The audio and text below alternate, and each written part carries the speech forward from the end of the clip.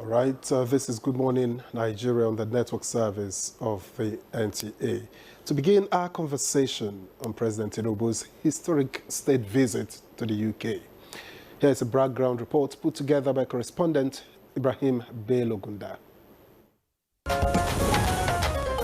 President Bola Ahmed Tinubu's state visit to the United Kingdom marks a significant moment in Nigeria's UK relations with wide-ranging diplomatic and economic implications. High-level visits like this often set tone for cooperation across key sectors, signaling a renewed commitment between both countries. The trip is expected to reinforce long-standing historical ties dating back to the colonial era, while also reaffirming shared interests in diplomacy, trade, and global governance. It provides an opportunity for direct engagement with British leadership. Economic cooperation is a major focus. Nigeria is seeking increased foreign direct investment from United Kingdom businesses, as the UK continues to view Nigeria as a key Africa market with opportunities in energy, fintech, agriculture and infrastructure. New agreement or memorandum of understandings are expected to boost trade and reduce barriers. Security is also high on the agenda. Both countries are looking to strengthen collaboration in counterterrorism, particularly in addressing insurgency in Nigeria's northeast, alongside intelligence sharing, capacity building, and efforts to combat cybercrime and transnational organized crime. On education and culture, the UK remains a leading destination for Nigeria's students. The visit is expected to promote cultural diplomacy through arts, media, and diaspora engagement, strengthening people-to-people ties, especially given the large Nigerian community in the UK. Climate cooperation is another key area. Nigeria is likely to seek UK support for energy transition projects, climate financing, and progress towards sustainable development goals. The visit also underscores Nigeria's role as a leading African power. The UK values Nigeria's influence in West Africa, particularly the economic community of West Africa states, as both countries navigate shifting global dynamics. Overall, President Tinubu's visit goes beyond ceremonial engagement. It represents a strategic effort to deepen economic ties, enhance security cooperation, and strengthen diplomatic and cultural relations, potentially opening a new phase in Nigeria-UK partnership with tangible benefit for both countries. How significant is the bold visit by President Bola Ahmed Tinubu to the United Kingdom in the context of Nigeria-UK relations? What makes this visit historic? And how does it compare to previous engagements between both countries? This and more will be our focus on Good Morning Nigeria as we discuss President Tinubu's historic state visit to you. Thank you very much, Ibrahim, for the background report and for those nagging questions. What makes this visit historic? And our guests are here to provide some solutions to those questions that you have asked. Let me just start by introducing, joining us here to discuss President Tinubu's historic visit to the UK. Let me first introduce Professor Abiodun Adeniyi. He's a professor of mass communication and public affairs analyst. Professor Adeniyi, it's good to have you again. It's been a while. Yeah, my pleasure. Hope you're well. Okay. All right, let me also introduce here in the studio Dr. Abdul Razak Salihu Ibrahim. He is of the Department of Political Science and International Relations at the Nile University here in Abuja. We're glad you could join us on this conversation. Good morning. Thank you for having me. All right, so we kickstart our conversation. Professor Adeniyi, I mean, it's the last time we had a historic visit was during the time of General Babangida in 1988. Just like the background says, that what makes this historic visit and the gap, why has that been so long a gap between then and now? Okay, I think there are quite a number of issues we probably need to unpack, you know. Between countries, there are 4 different kinds of presidential visits, you know, inter-presidential visits. There is the state visit, which is the highest, like the one we're having now. There is the official visits, which has to do with something maybe that is probably policy specific. There is the working visit, which is a slight extension from the official one, you know, that has to do with maybe a president has some things to straighten out in another country. And the 4th one is the courtesy private visit that has to do with attending ceremonies in another country, But the highest level of diplomatic visit is actually this kind of state visit. But when a country is extending it to another country, what it means is that the inviting country, will be bearing the cost largely as a matter of courtesy. And it's also a mark of respect, an interest, in boosting the working relationship between the two countries. But between our two countries, really, our relationship goes beyond officialdom. We have historical and cultural ties, and it has led to many years of bonding, not just across government level, but between people to people, between citizens and citizens. For the Nigerian population, for instance, the traveling Nigerian, the migrant Nigerian, the diasporic Nigerians, if they are not going to the United States, if they are not going to Canada, they are going to United Kingdom in the main. And there are arguments that there are more diasporic community, Nigerian diasporic community in the UK than they are anywhere else, although the US will challenge that figure. And Canada is gradually rising because it has become a main attraction. So we have a robust relationship with the United Kingdom that also did not allow us to know that we have not had a major state visit like this in over 3 decades. Because of that robust relationship, because the average nudge of the nudge of the average Nigerian, thinking of traveling maybe for holiday, for health reasons, for education, the first country or one of the first countries they think about is the United Kingdom. Yeah. It's an alternative country, so to say. But that this state visit is coming now, I think it's a further cementation, a further consolidation of our ties. And the King Charles is doing it now. It's more than a welcome development. And I think President Tinubu should consider himself lucky somewhat, with the greatest respect, because democracy is not just downing. We had democracy, the new democracy that we're having from 1999 with Obasanjo. Obasanjo didn't get that benefit, even though he also was disposed to visiting foreign countries. Then, of course, Yar'Adua too didn't get it. Jonathan didn't. Buhari didn't. But he's getting it now, which is actually pleasurable. And remember, even President Tinubu, as a private citizen, the UK was like his second home, apart from France. So it's associated with the place. And since he became president, he has been there severally. But this redefines, the relationship, as it were. And of course, what about the business angle? Of course, trade relationship will also be enhanced, just like beyond cultural. And of course, what about the political aspect of it? The political aspect of it is also very, very significant because we are a growing democracy. Our democracy is still struggling because we are here to get electioneering process right. And of course, the UK, no doubt, one of the most developed countries in the world. Democracy is stable and sophisticated. There's quite a number of things that we can learn from them. And they've been very wonderful partners, assisting Nigerians with scholarship. Their universities are some of the best in the world. And, what is more, as our young ones, largely domiciled. If they are not domiciled, they are migrating there.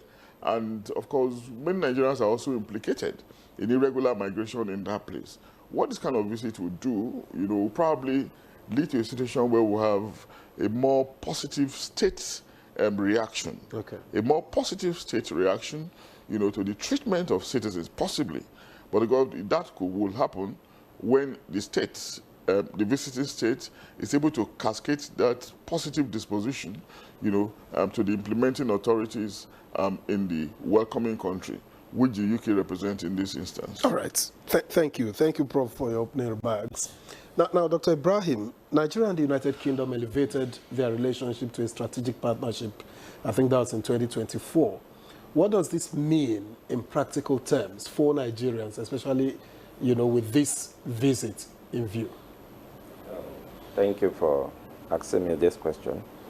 If you look at it critically, in recent times, there is this growing dimension of Nigerian position in the global space.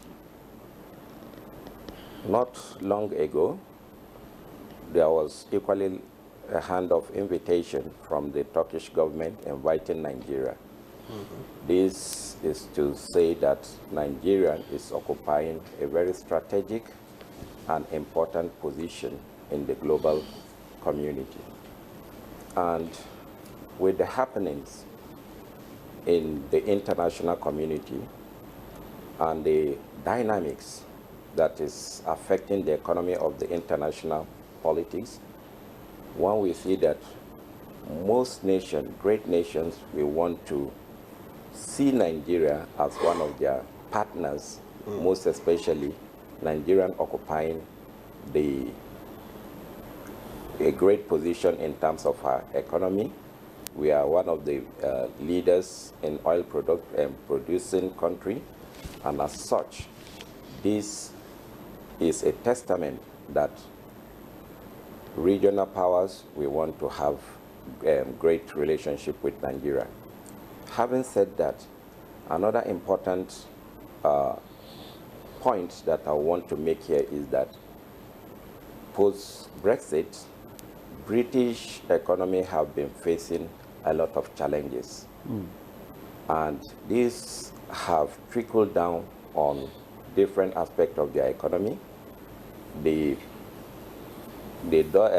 pounds have been dwindling, and then some strategic institutions like agriculture, finance has equally been facing a downward trend. So they are looking at partnering with states, most especially the long historical relationship that they have with Nigeria, that would make it easy, as Prof rightly captured it, interacting with Nigeria in different spheres, from diplomacy, from diplomatic angle, and economic and trade angle, will be seamless because we have a very long relationship with them, from the colonial era down to post-colonial era. So this is to show you that Nigeria is at a better opportunity to leverage on this state visit in order to be able to win and then capture those areas of challenges that we are being faced with. This is a great opportunity for Nigeria to leverage on her oil economy and then fine-tune the areas, most especially the security challenges area, and then hold the British investors to Nigeria so that they can come and invest. But they cannot do this without our president intensifying the security outlook of Nigeria. So that the investors, because part of the engagement that he's going to be having is with the British investors. So I think this is a great opportunity for Nigeria and our president to leverage on, so that some of his policies and agenda can be achieved. Thank you very much, Dr. Ibrahim, for that, your opening shots. You've talked about the mentioned the economic impact and also some other issues there. But let's zero in on the economic impact now, because we know that Nigeria is expected to sign some deal with, with the United States. I mean, with the United Kingdom. The 746 million financing deal is expected to be signed. So, Prof, how will this impact, Nigeria's infrastructural development, particularly in the area of maybe port projects? Yeah, I think if by default, I'll just respond within the yes and no bracket to say that yes, it will impact. But there's more to it, really. Again, when this kind of visits are made, it's very, very, especially between countries at different parallels of development. United Kingdom and Nigeria are different parallels. One is literally a first world country. The other one is a third world country. You expect this economy to be central to it. And of course, just like when he did in Turkey, there were so many kinds of agreements signed. Same thing in India. agreement in China as well, and of course in Saudi Arabia. These things are fundamental, and again, Nigeria is we still have so many downsides when it comes to infrastructure. Yes, we are seeing developments in some places, pockets of it, maybe in some states, in FCT, we are seeing it as well. But the effects of infrastructure is yet to cascade, to what you can call primary development, impacting on the lives of the people. And how can this happen? Infrastructure development is expected to stimulate economic growth, create some multipliers and trigger commerce and trade. But again, for that one to be triggered, some other elements, some other factors, will have to be injected into the matrix. That is still absent. Why is this so? Maybe because of resources, but more importantly, and that's the point I was going to drive at, I'm just providing a background. More importantly, is not for these resources, these agreements to be signed, and of course, after the ceremony, you hear nothing else again. Implementation becomes a problem. We have made the point severally that implementation, execution of policies, projection is the bane of our development. And of course, most of the time, it's also expected that when policies are supposed to be signed like this, the implementation process is supposed to be integrated into it, so that whether you like it or not, once it is signed, there will be implementation. But of course, we also know that that has been a problem over the years. But the good thing here again is that some of these funds, really, when it's coming from serious-minded countries like the United Kingdom, when they are coming, they are not likely to be released in one. As a whole. It's usually drawn in tranches, and so they can measure milestones, what you have done with what we gave you and what you have not done with it. And that's the kind of country that is mindful of accountability and transparency.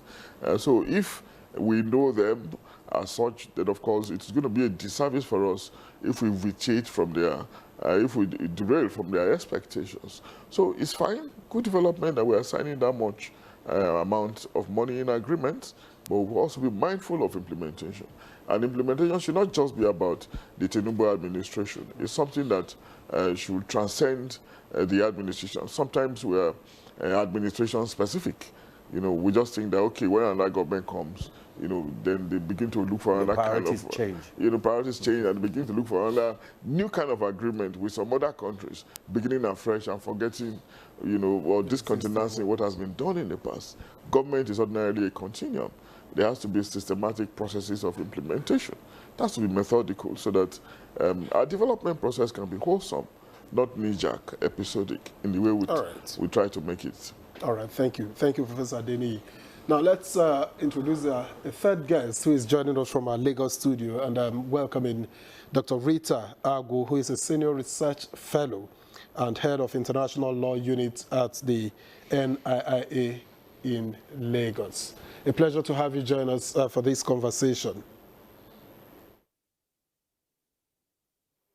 Thank you for having me. Thank you. Get you straight into this conversation. From an international law and diplomacy perspective, how significant are visits like this, state visits, especially Nigeria and the United Kingdom in this case? To start with, this state visit is historic and is quite commendable. And it is not reactive, it is proactive diplomacy. So it is so important that the president is embarking on this kind of state visit. So in terms of international law, it shows that this administration has legitimacy. They are recognized, not just by the King Charles III, but by Commonwealth as a whole, and globally, the administration is recognized. And there are so many things that pertain to international law that are intertwined in this state visit.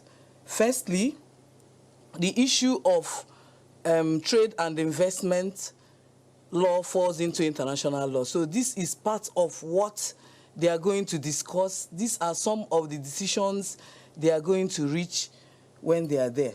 Treaties will be signed, and the two parties, Nigeria and the UK, will also have some of their prominent figures, like the Minister of Foreign Affairs, Minister of Justice, and also the counterparts from the UK that will also look at such documents before they reach a final level.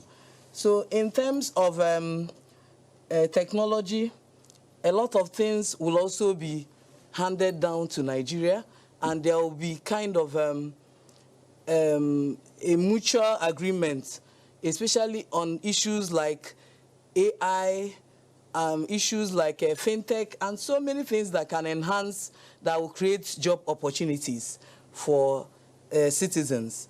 Also, in respect of the military, I believe that the president will also come up with good agreements in respect of how to enhance our military, especially since the UK have been training most of our military. And also, in respect of the maritime domain, our maritime is located around the Gulf of Guinea, so there is need for us to have the collaboration with the United Kingdom, especially to fight so many crimes that occur around the Gulf of Guinea. Thank you. Okay, Dr. Agu, thank you very much. You have said a lot of things there, especially that this state visit for that legitimize the administration of this present government. Let's look at the meeting of the president with King Charles III and the Prime Minister Starmer. What do you think likely to come out of this economically? The meeting will be very productive because economically, you know, Nigeria has faced a lot of challenges, you know, security issues, which I believe it will also be on the table for them to come up with strategies that they use to cope some of the security challenges we're having in the country. And once the security challenges are coped, I believe economically we're going to benefit a lot. And I believe that is the main reason why our president traveled to the United Kingdom for the state visit. All right, thank you very much, Dr. Agu. We'll get back to you in the course of this conversation. Now, back here in the studio, let me get to Dr. Abdulrazak Ibrahim. Now, how does this visit, you know, fit into Nigeria's broader, you know, foreign policy objectives? I think the foreign policy objective of Nigeria have taken a new shape, because in the past, Africa used to be the centerpiece of Nigerian foreign policy. And subsequently, Nigerian moved from that point of view, and then we extended to the non-alignment so that we could interact with states across the globe, states that are of mutual benefit to us, and which, of course, UK is one of them. So my expectation is that Nigeria should leverage on this state visit in order to be able to enhance and further our economic development agenda. President Tinubu has some policies on economy, and then with the dynamics, most especially the ongoing conflict in the world, most especially between the Israel, US, and Iran, it has further increased the level of the price of crude oil. And Nigerian taking or occupying one of the position of, I think, the sixth producer of oil in Africa. So the UK economy will be looking for an alternative partnership where they could get this oil. So we could leverage on this and then extend and strengthen our relationship in this regard. Having said that, we could equally further in areas of agriculture. As I mentioned earlier, the UK is having some challenges in this area, most especially with their exit from the Brexit. Yeah. So it shows Nigeria is an arable land. We have good weather that we could leverage on, most especially farmer headers challenges that we are facing. The UK is one of the largest producers of dairy, and then we could equally partner with them in this regard. So strategically, Nigeria occupied a position in the sub-Saharan region of Africa to be able to take this opportunity and utilize them properly. There are some challenges that Nigeria is facing with their relationship with Britain. One of them is this issue of migration, and then the migrants that are taking the UK as one of their destinations without having proper documentation. Yeah. But the diaspora community is one great area that Nigerian cannot but look at. For example, the remittances from the diaspora community is expected to hit over $26 billion. This is a huge amount that if Nigerian could be given the opportunity and then given the right documentation and then cementing our relationship further, that is, we could equally make more than this, because the UK is having a very large population of Nigeria in their country. I think the estimation is over 500,000. So this is huge, and the president should look at this area to see a way that is going to interact with the UK government to make sure that our Nigerian citizens, the diaspora community, are well accommodated in all sphere of life across the UK, and then they are being respected also. Okay. Thank you, Dr. Ibrahim. I still want you to speak more on the issue of the diaspora, but then earlier on you talked about the issue of insecurity, which likely discourage investors from coming into the country. Would you say that this state visit will further, the president can solicit support in that area, in tackling, insecurity, especially in the Sahel region? And what will Nigeria, in return, give back? Yes, absolutely. Nigerian is expected to use this state visit to interact more with the British military. We've been having some engagement with them in the past.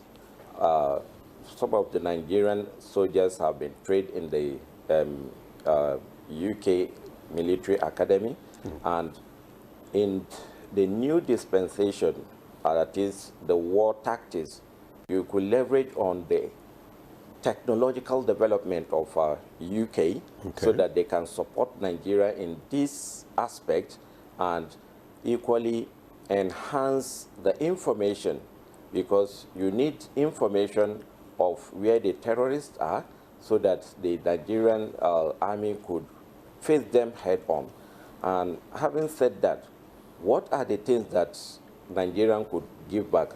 Of course, if the Nigerian environment, if it is conducive enough, that will invite the UK investors, because they are there.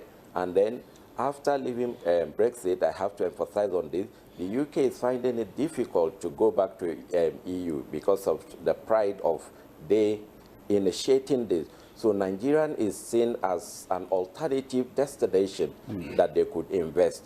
But without putting all the necessary infrastructures and conditions that will be able to attract these investors, that will make it a very difficult situation for them to come. So even if they are able to do this for Nigeria, that is, they cooperate in terms of military, the strategies and the approaches that they use in tackling this issue of insecurity, then it's going to be easier for them.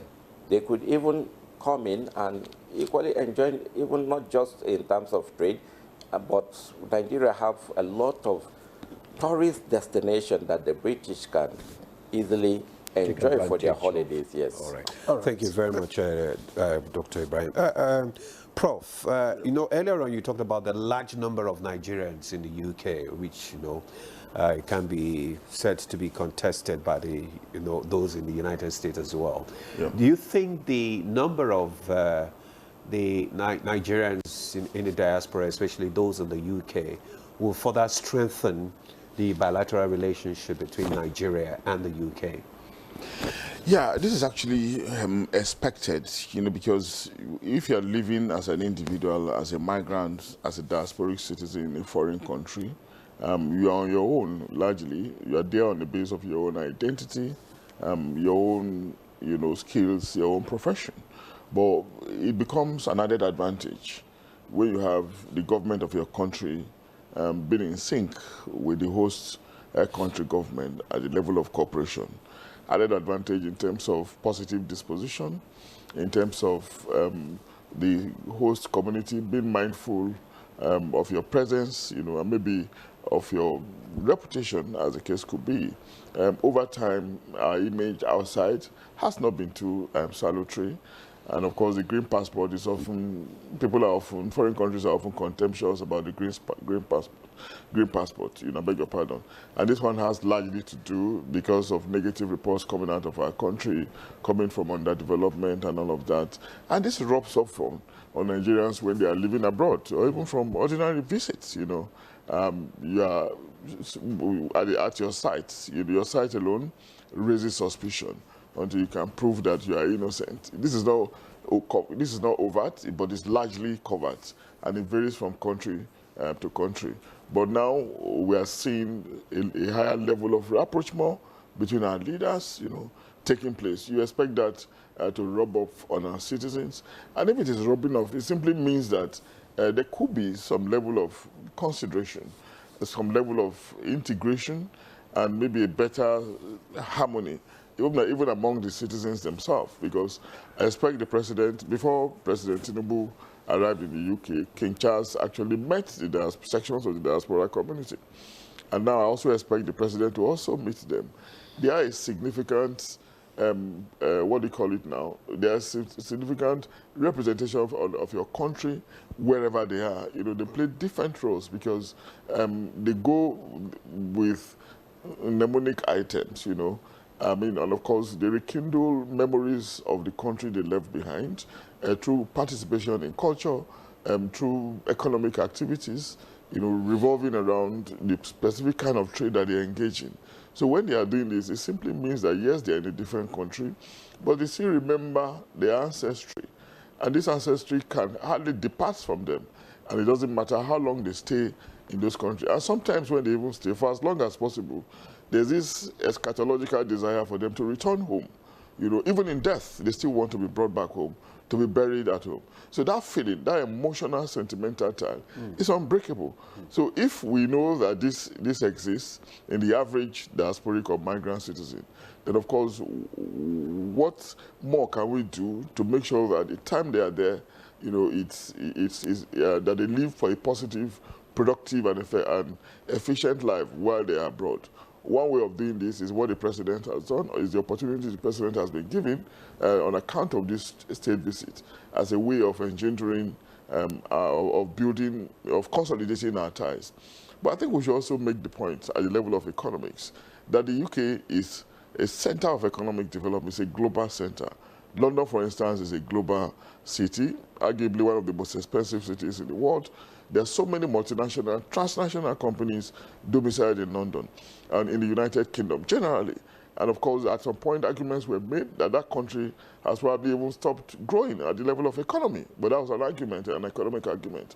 Against that background, you see so many kinds of exportation, outsourcing of economic activity to other countries around the world. India has benefited a lot from this, and maybe Bangladesh to some extent, and Rwanda has benefited to a very small extent. South Africa is benefiting. Nigeria can also benefit. Okay. And when countries are outsourcing, it simply means that, their resources, is thinning out, and they want to externalize it so that productivity can be further enhanced. And that's why you are calling some transnational companies from Nigeria. You will think that you are calling the UK, that the person responding to you is in the UK. But that person is in India. That person is in South Africa. That person could as well be in Rwanda. So if they can do this kind of outsourcing, why can't Nigeria benefit from it? And if we are benefiting from it, what it means is that, there'll be more jobs, there'll be economic activities to be triggered through multipliers, and some of the main things that we're complaining about, and unemployment will be reduced. So overall, I think, the benefits is just a positive. But like I always want to also maintain, we do not have to make it a one-off thing. Because it is happening now, after the entire ceremonies, after the symbolism, they will now go to bed. We have to follow things up and nurture it. The issue of implementation actually has been the major it's a bone of contention. And some people have up. actually argued that there should be a ministry that is designated, especially for this kind of trips, to ensure that there is proper implementation of all the absolutely. I think whatever we can do to ensure that we do these things, we get this thing done after the symbolism, the ceremonies is very, very important because it has been a bane over the years. We are not lacking in knowledge. We're not lacking in policy directions. We're not lacking in conceptualization. But it's just following up things, making sure things are done, after they have been agreed, after signatures have been put Thank you, Prof. Let me get back to Lagos and get to Dr. Rita Agu. Now, Nigeria and the UK are partners in security, counter-terrorism, and even intelligence cooperation. What new areas, in your opinion, new areas of cooperation could emerge from this visit? From this visit, in terms of security, I think issues of counter-terrorism and kind of a mutual sharing of information on surveillance, I think they should also look at all those things. I also look at technology, because we need to be at par with like UK in terms of technology, in terms of global security. So I think these are some of the areas we also have to discuss with the United Kingdom. And in terms of technology, it's so important that we also have to see how we can also leverage on this visit. If we can also have something like a kind of shared knowledge, and also we have kind of trainings for our youth so that they can learn a lot of, there will be like a technology transfer. They must not travel to UK. Some of them, they can even implement some of those training here so that we can be able to produce our drones, have a lot of things we're using to cope security. I think it will be so important. And there is also need for us to look at also the justice system. Our legal profession kind of originated from the United Kingdom. So we really have to look at things we have to where areas we have to amend in order to encourage a transparent country. That's to have a judicial system that is in tandem with what is applicable in other countries. For instance, like the issue of maybe disposing cases timely and long adjournments, I think we also have to see whether we can also borrow, maybe look into how they are able to achieve theirs. And also the issue of human rights is also important. When you talk about crimes, terrorism. There are certain human rights procedures that need to be followed. So I think we should also look at issues of human rights. I think if we can also have like an agreement on such issues so that we can also learn from them, I think it will be so good in our country. Very much. Now, Dr. Brazak, Prof had alluded to migration issues earlier, and I do know that immigration and visa issues, it's a bit of a touchy matter between both countries. Would you say that this visit could open the doors for better policy alignment when it comes to visa and immigration issues? I think, yes, the president is supposed to look at this area because it is very, very crucial since we have this historical relationship with the Britain, and now beyond that, most Nigerians have appetite to travel to UK for study, for employment, and other issues, most especially in the area of health. We travel to get some health attentions and more medical attention. So, having said that, the president is supposed to consolidate on this by aligning the issues that are always the challenges, most especially with the large number of Nigerians that wants to travel down. So the diaspora community and diaspora desk could equally foster this type of a relationship by making sure that there are institutional arrangements that will be put in place to ensure that those that want to travel legitimately and they have all the necessary requirements are able to do that seamlessly, because putting some hurdles that are not politically or economically legitimate to deprive Nigerians to travel seamlessly could make some of them that are so eager to choose the other option. So the president, this state visit is supposed to look at those gray areas, because Nigerian in diaspora, the president will be having contact with them, and then they'll be having some meetings. So these are areas that I think they want to, I think Nigerian, this state visit we want to look at, because some of them are there while their spouses are still in Nigeria, and they are making it so difficult. So it could lead to a lot of challenges. Marriages could end,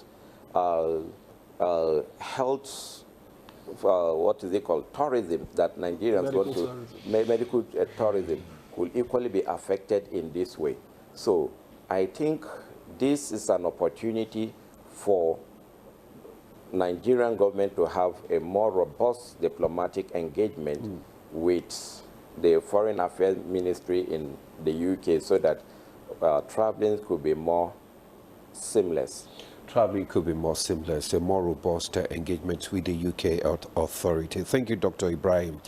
Prof, let me bring you into this discussion again. Earlier on you talked about the issue of implementation, which I know that is really a very tough one.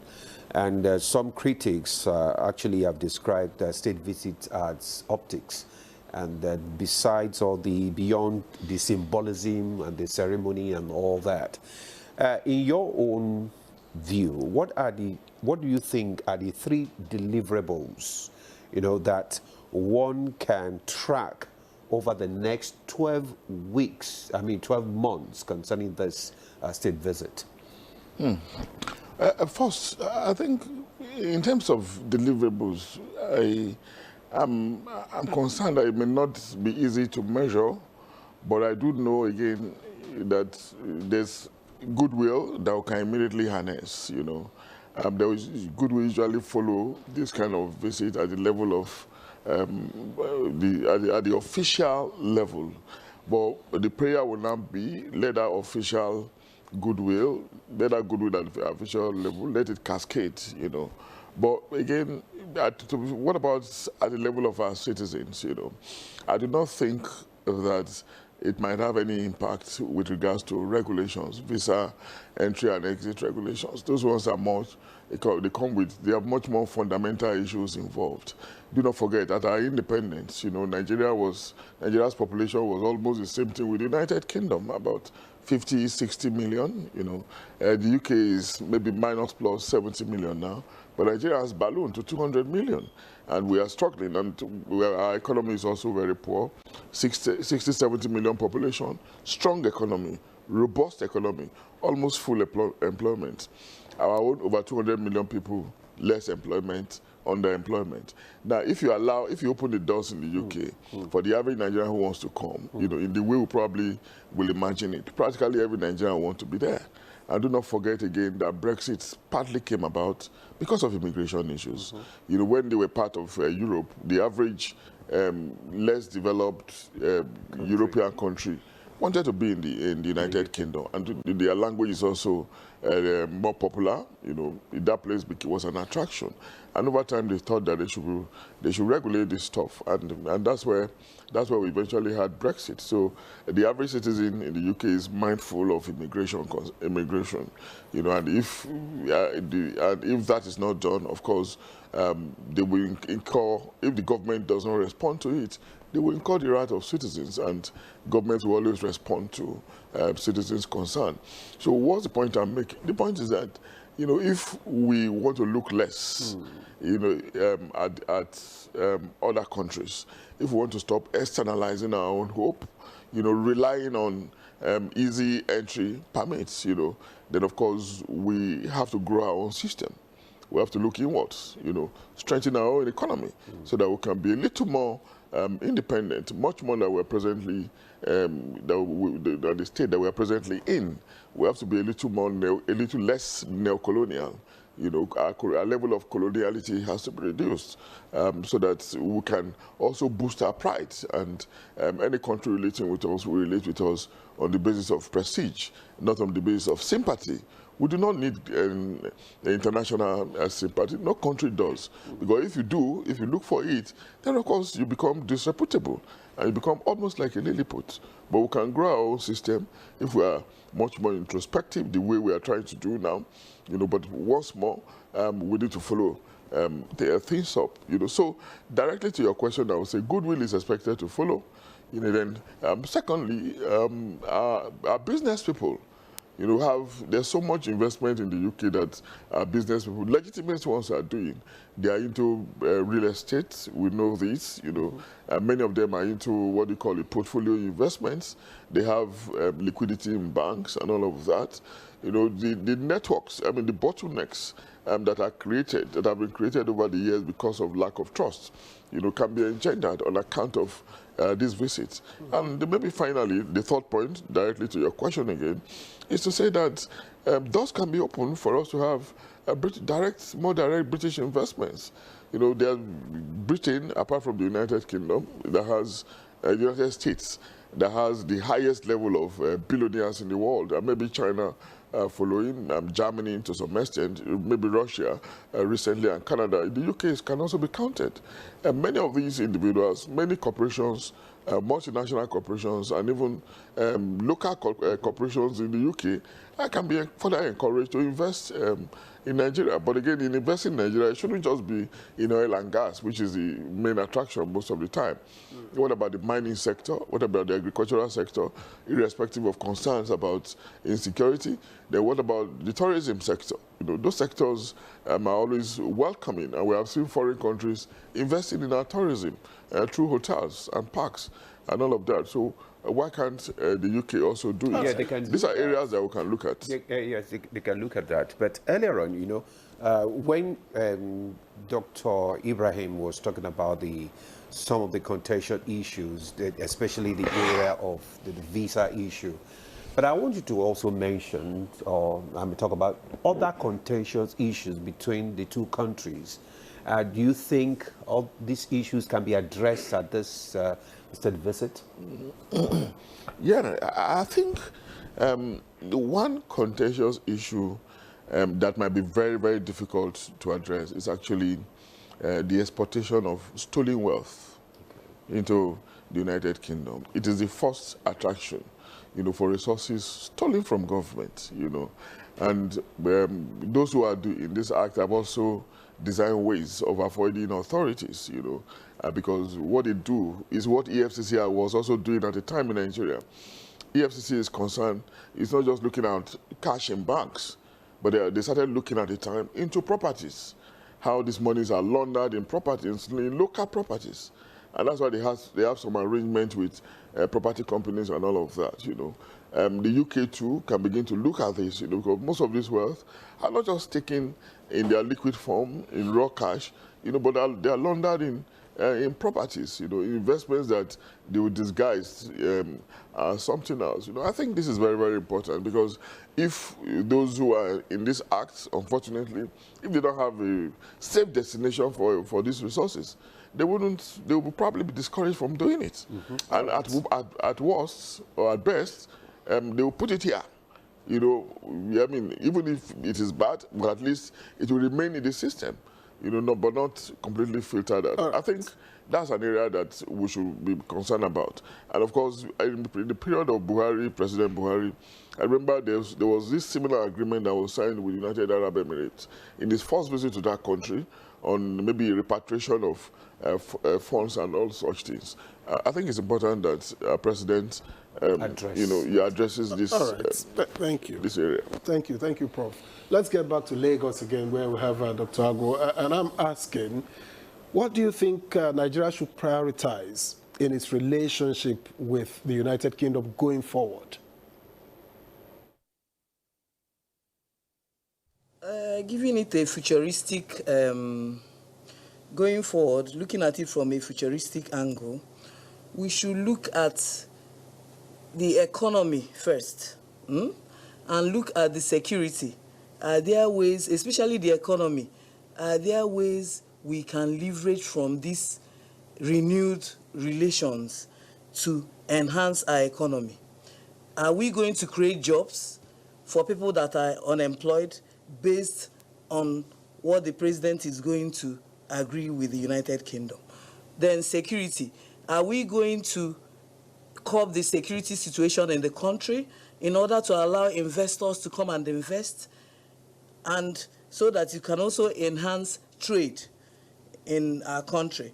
Also, we also have to look at, my colleague has mentioned issue of crimes, So I think the president should also look at extradition, cyber crimes, financial crimes, both global and regional.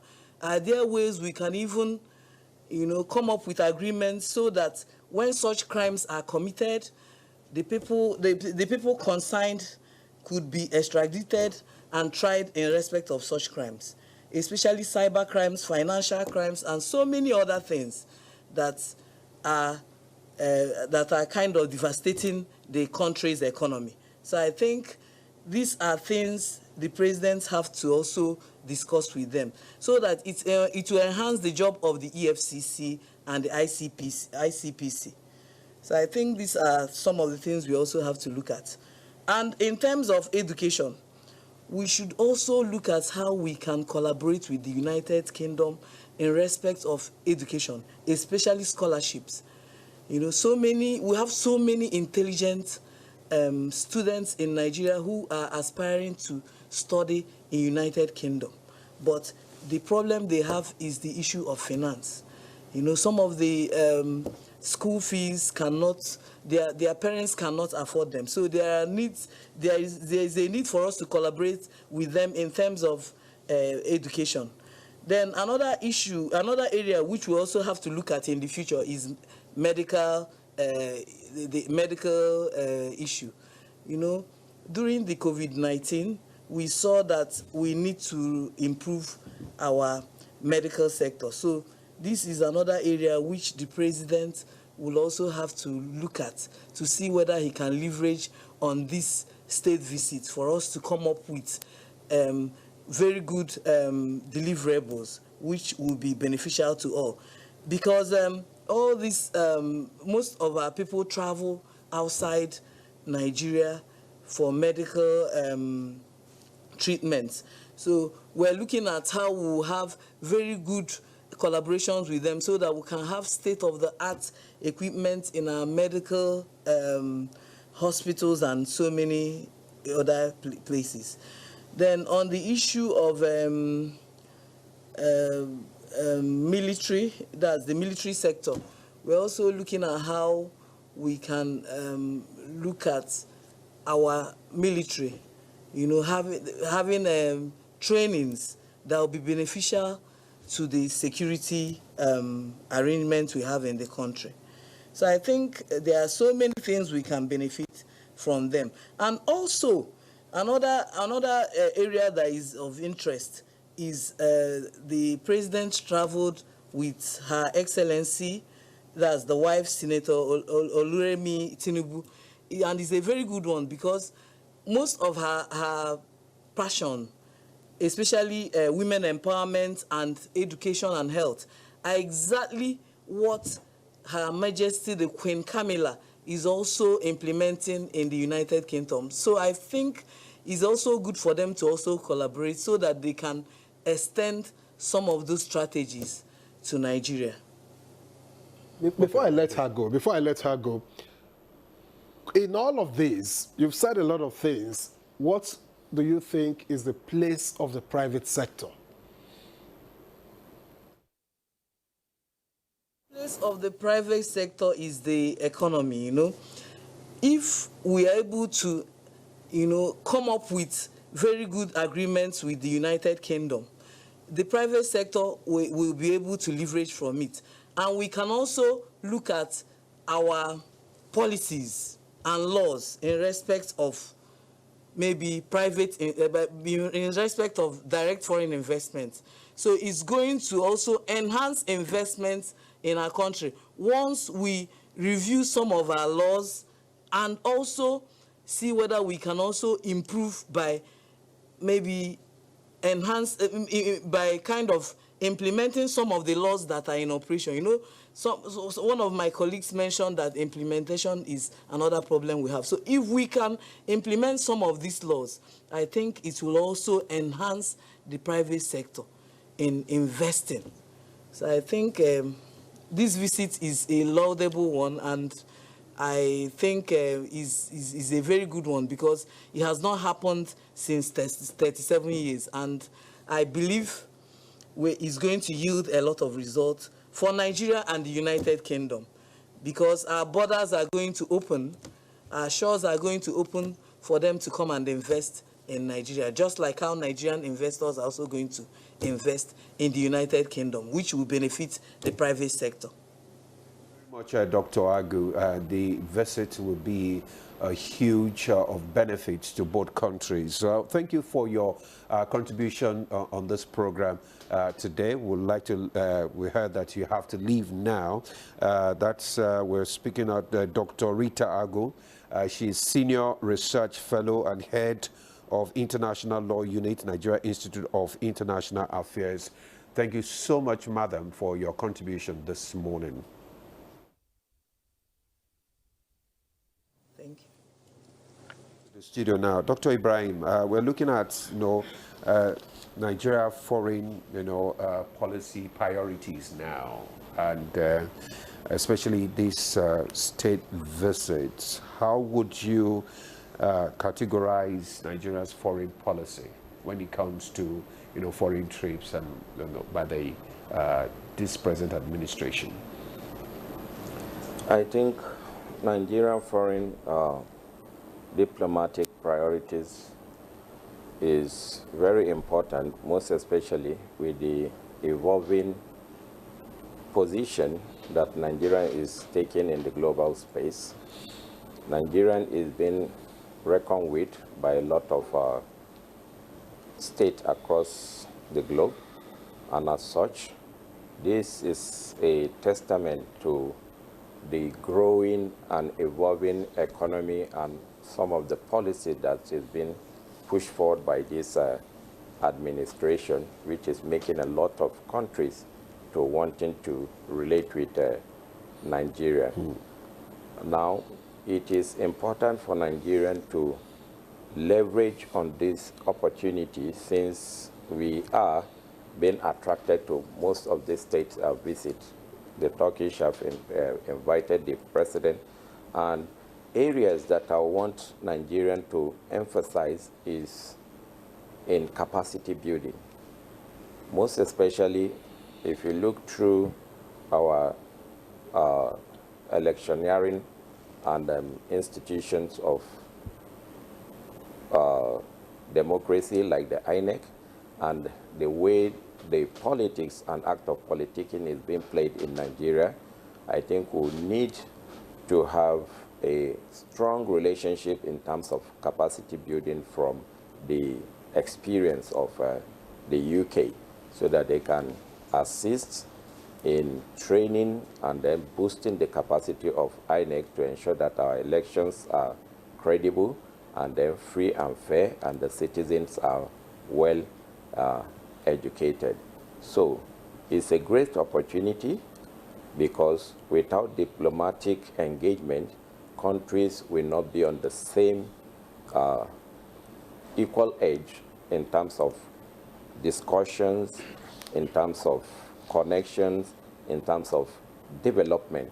So diplomatic moves are one of the greatest avenue that countries continue to engage other countries, both bilaterally, which is one of these, like this state visit, and multilaterally. And this shows that the president have this genuine intention, because you can see with the new appointment of the ambassadors, is showing that the government have realized that they are lacking in this area. And then with this, it shows that there will be continuous engagement, and then the connectivity will be ensured. Okay. All right. Thank you, Dr. Ibrahim. Now, let me get to Prof quickly as we gradually wind down this conversation. If you were advising the president, if you're an advisor of the president, what's the single most important outcome you will be pushing for from this visit? Very important. I will be asking for consequential security assistance. Consequential assistance to deal with our security concerns. You know, the security issue has been very nagging, very disturbing, and threatening the stability and even continuous existence of Nigeria. You know, the military is the bastion of national stability. Oftentimes, they are the only institution that hold a nation together. And our military has been overstretched in the last 15 or so years, you know, because of many battles at different fronts. We're a nation of over 200 million people, and we have less than 200,000 capacity military.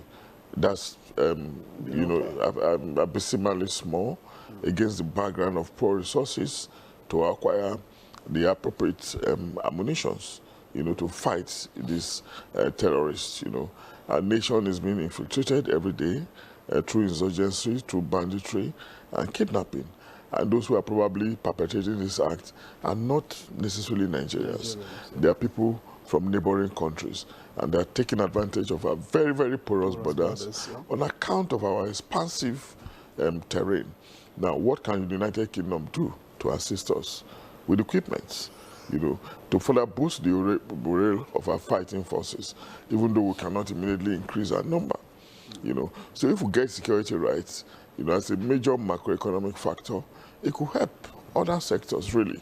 You know, it's very, very disturbing now. And this sentiment is being echoed by, you know, some of our listeners who have sent in messages. For instance, Tunde Ola is saying, let President Tinubu help us discuss the issue of insecurity in Nigeria being one of the causes. Absolutely. Other sectors are facing challenges. And this one from Mohammed Awal Musa Famai said, with the UK and Nigeria expected to deepen defense and intelligence cooperation, what specific community level security improvements should we be advocating for? Yeah, absolutely. And it's really a shame. You begin to wonder at what point are we going to see that we're a peaceful nation. It's really very worrisome, and we just hope we need assistance from them. And oftentimes you see Donald Trump, talking down Nigeria only because of this insecurity and threatening our independence and our autonomy, irrespective of the fact that we also need help from them. But the kind of help that we need from them is the respectable one, not one that will just see us as, a Lilliput, as a country to mess about with. All right. Maybe your pattern shots, because we have another discussion. Let's just have, what would you... Yes, I think after the issue of security have been emphasized, the other area that I want to hammer on is the infrastructural development. Because if we can put our infrastructures, if we can get them right, if they are well developed, that will boost foreign direct investment.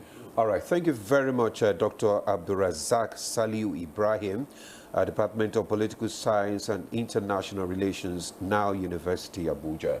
Thank you so much for your contribution this morning. Thank you for having me. Also, we want to thank Professor Adeniyi. He's a professor of mass communication. That's Bayes University, right? Yeah. Also a public affairs analyst. Professor Adeniyi, thank you so much for your contribution this morning. My pleasure. All right, we'll take a break now, and our second discussion on oral health will kickstart after the break. Stay with us.